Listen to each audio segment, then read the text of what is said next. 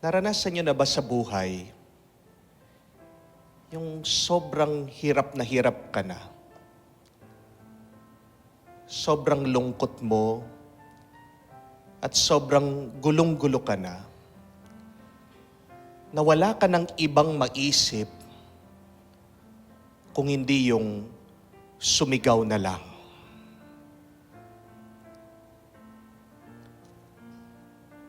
Yung pagnanasa na pag sinigaw mo, baka sakaling gumaan yung nararamdaman mo. Sa bagay, sino po ba hindi mapapasigaw? Kung hirap na hirap ka na sa buhay, at pagkatapos, magkaka-COVID ka pa. Sa bagay, sino ba hindi mapapasigaw na lang na napakabait mo naman, sabyanan mo, tinutulungan mo ang pamilya ng asawa mo, pero ikaw pang lumilitaw na kontrabida. Ikaw pang nagmumukhang masama sa pamilya. Sa bagay, sinong hindi mapapasigaw sa kapapanganak mo pa lang, malalaman mo ang asawa mo, nakabuntis ng iba. At pagkatapos, sasabihan kang hindi ka mahal at iniiwan ka na. Sino bang hindi mapapasigaw sa pagsasakripisyo mo sa ibang bansa? Nagpapadala ka palagi ng pera. Akala mo nakakaipon ka. Pero yun pala, winaldas lahat ng pera. Naubos, nawala. Nag-iipon kang wala. Nagpagod ka lang para sa wala. Hindi ba nakaka-frustrate? Hindi ba nakakapagod? Di ba nakakalungkot? That out of our helplessness, all that we can do is just shout. Shout our frustration. Shout our helplessness. Shout our pain. But my dear friends, the beautiful gospel reminds us, do not just shout your pain, your helplessness, your frustration. Shout it to the Lord. Shout to Jesus. Ask for help to Jesus as loud as you can, because the Lord is listening. The Lord hears the cry of the poor. Naririnig ng Diyos ang hinaing ng mga nahihirapan.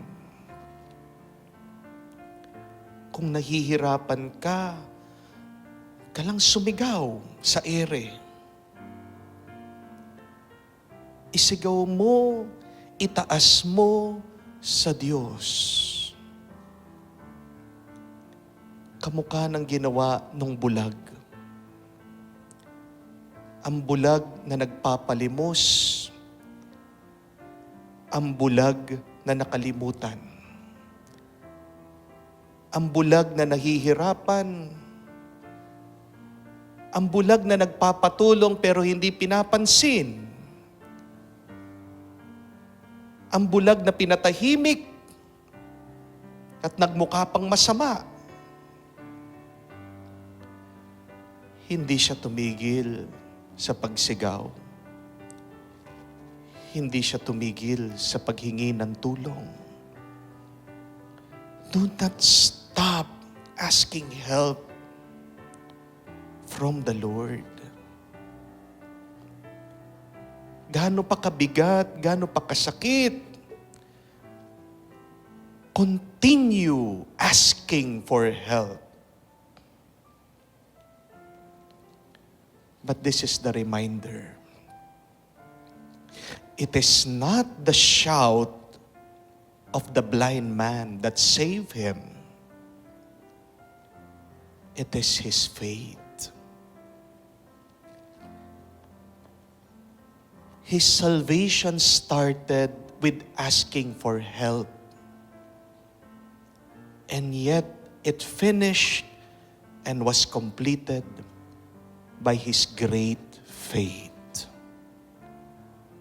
Nung sabi ni Jesus, your faith has saved you. Nagumpisa sa paghingi ng tulong at natapos dahil sa kanyang malalim na kasalpantayanan, malalim na pananampalataya. We can cry all we want. We can shout our helplessness and frustration. Pwede mong isigaw, pwede kang magwala. But you cannot be helped if you do not have faith. Walang kwentang paghingi mo ng tulong kung hindi ka naniniwala na ikaw ay tutulungan. Walang kwentang pagsigaw mo ng tulong kung hindi ka nagtitiwala sa Diyos. My dear friends, mga kaibigan, alam ko po napakarami sa atin. Napakaraming problemang hinaharap. Hindi lang isa, hindi lang dalawa, patong-patong nanggagaling sa napakaraming direksyon. Do not forget these two things. Ask for help from the Lord. Sumigaw ka ng tulong sa Kanya, pero huwag mong kalimutan, magtiwala ka. Magtiwala ka. Dahil dyan sa tiwalang yan, magmumula ang iyong kaligtasan. Let us ask also the prayers of the saints, lalong-lalo na po si San Alberto Magno, na tayo ay tulungan, manatili, nananalangin, nagpapatulong at nagtitiwala sa Diyos. Amen.